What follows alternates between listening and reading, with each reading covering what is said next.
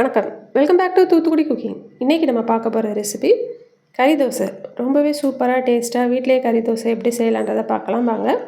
அதுக்கு 15 வத்தல் எடுத்துருக்கேன், அதை லேசாக வறுத்துக்கிடுவோம். இது கூட 1 டேபிள் ஸ்பூன் அளவு மல்லி விதை எடுத்துருக்கிறேன். அப்புறமா 1 டீஸ்பூன் மிளகு, 1/2 டீஸ்பூன் ஜீரகம், 1/2 டீஸ்பூன் சோம்பு, 2 ஏலக்காய், 2 கிராம்பு, 1 டீஸ்பூன் அரிசி, இதெல்லாம் சேர்த்துருக்கேன். இது எல்லாத்தையும் நம்ம மீடியம் ஃப்ளேமில் வச்சு வறுத்து எடுத்துக்கிடுவோம். நம்ம வறுத்து எடுத்து அப்புறம் மசாலா திரித்து போடும்போது அதோடய டேஸ்ட் ரொம்பவே சூப்பராக இருக்கும். ஃப்ரெஷ்ஷாக வறுத்து போடும்போது அதோடய டேஸ்ட்டு மனம் எல்லாமே நல்லாயிருக்கும். மீடியம் ஃப்ளேம்லேயே வச்சு வறுத்துக்கோங்க, வத்தல் கருகிடக்கூடாது. உங்களுக்கு வத்தலில் வறுக்கும்போது கமருதுன்னா கொஞ்சம் உப்பு சேர்த்துக்கோங்க, அப்படின்னா கமராது. இப்போ இதை வறுத்தாச்சு, இதை ஆறட்டும். குக்கரில் எண்ணெய் ஊற்றிருக்கேன். எண்ணெய் காஞ்சதும் வெங்காயம் சேர்த்துக்கலாம். 2 பெரிய பல்லாரி வெங்காயம் குட்டி குட்டியாக கட் பண்ணி வச்சுருக்கேன், அதை சேர்த்துக்கிடுவோம்.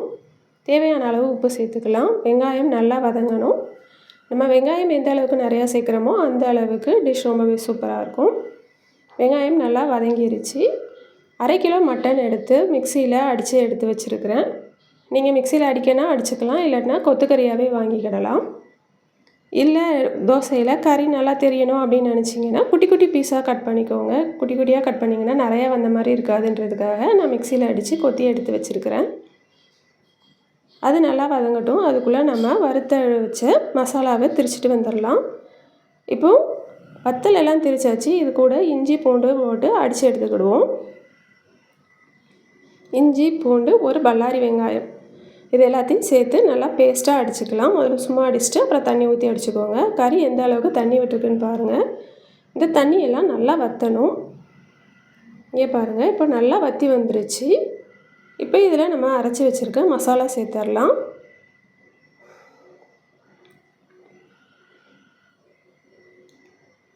மசாலா நல்லா பேஸ்ட்டாக அடித்தாச்சு. இப்போ இதை அதோடு சேர்த்துருவோம். இதுக்கு தேவையான அளவு தண்ணி வச்சுக்கோங்க. அதிகமாக வச்சோம்னா நம்ம திருப்பி ஒருக்க வற்ற வைக்க வேண்டியிருக்கும். நம்ம கொத்துக்கறின்றதுனால சீக்கிரமாக வெந்துடும். நம்ம சாதாரணமாக கறி வேக வைக்கிற அளவுக்கு டைம் எடுக்காது, ரொம்ப வேகமாகவே வெந்துடும். இப்போ மசாலா சேர்த்தாச்சு, தண்ணியும் சேர்த்தாச்சு. உப்பு உரப்பையும் ஒருக்க பார்த்துக்கோங்க, தேவைப்பட்டுச்சுன்னா சேர்த்துக்கோங்க.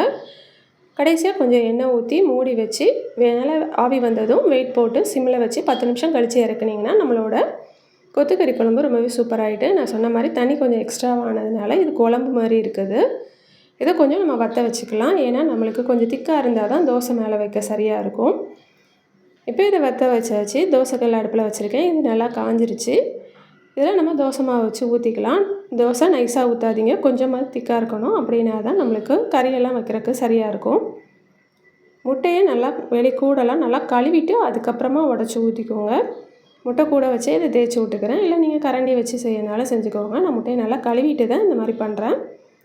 முட்டை எல்லா பக்கமும் படுற மாதிரி பண்ணிவிட்டு நம்ம எடுத்து வச்சுருக்கிற கொத்துக்கறியை இதில் வச்சிடலாம். உங்களுக்கு எந்த அளவு தேவைப்படுதோ அதே மாதிரி வச்சுக்கோங்க. நிறையா வேணால் நிறையா வச்சுக்கலாம், கம்மியாக வேணால் கம்மியாக வச்சுக்கலாம். கறி எல்லாம் அதில் வச்சுட்டு தோசையை சுற்றி நல்லெண்ணெய் ஊற்றிக்கிறோம்.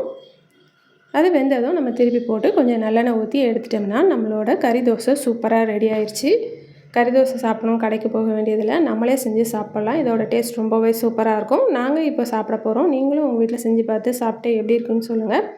என் சேனல் பிடிச்சிருக்குன்னா லைக் பண்ணுங்கள், ஷேர் பண்ணுங்கள், சப்ஸ்கிரைப் பண்ணுங்கள். ஏற்கனவே சப்ஸ்கிரைப் பண்ண சப்ஸ்கிரைபர்ஸ்க்கும் வியூவர்ஸ்க்கும் என்னோட நன்றிகள். நன்றி, வணக்கம்.